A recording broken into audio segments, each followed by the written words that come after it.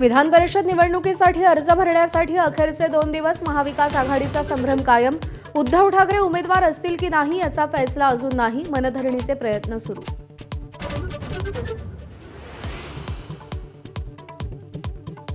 विधान परिषद यादीवरून भाजपचा सावध पवित्रा। अर्ज भरायच्या अखेरच्या दिवशी यादी जाहीर करणार।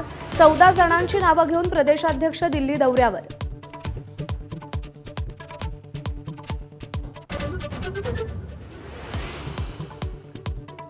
रिक्षा टॅक्सी चालकांना मराठी सक्तीची मुदतवाढ देण्याचा निर्णय आज घेणार। परिवहन मंत्री प्रताप सरनाईकांची माहिती। तर मराठी बोलणार नाही हा माज खपवून घेणार नाही, सरनाईकांनी ठणकावलं।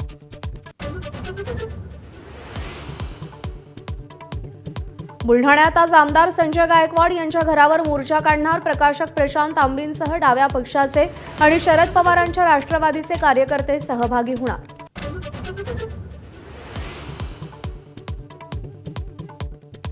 कोल्हापुरात परतवाड्यासारखी घटना। तरुणींचे व्हिडिओ बनवून ब्लॅकमेल केल्याचा प्रकार। आरोपी शाहिद संदेला अटक। पुलाची शिरोली गावकऱ्यांकडून आज बंदची हाक।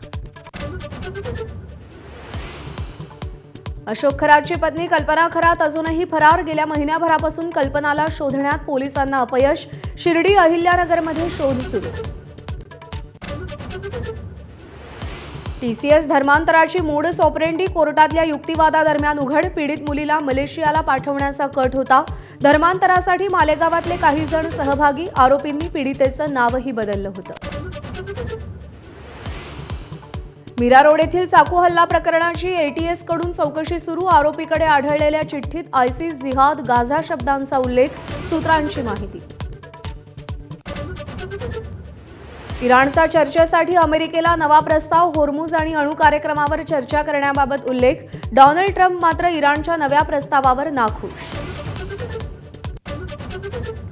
होर्मुझमधल्या तणावामुळे कच्च्या तेलाच्या किमतीत पुन्हा वाढ। आठवड्याभरात कच्च्या तेलाच्या किमती 15% महागल्या। कच्चं तेल प्रति बॅरल $98 वरून $108 वर। महाराष्ट्रासह देशभरात 50 जवळ पारा। उष्णतेनं सर्वसामान्य त्रस्त। अमरावती, वर्ध्यात तापमान 46 अंशांवर तर 29 तारखेपासून 2 दिवस पावसाचा अंदाज।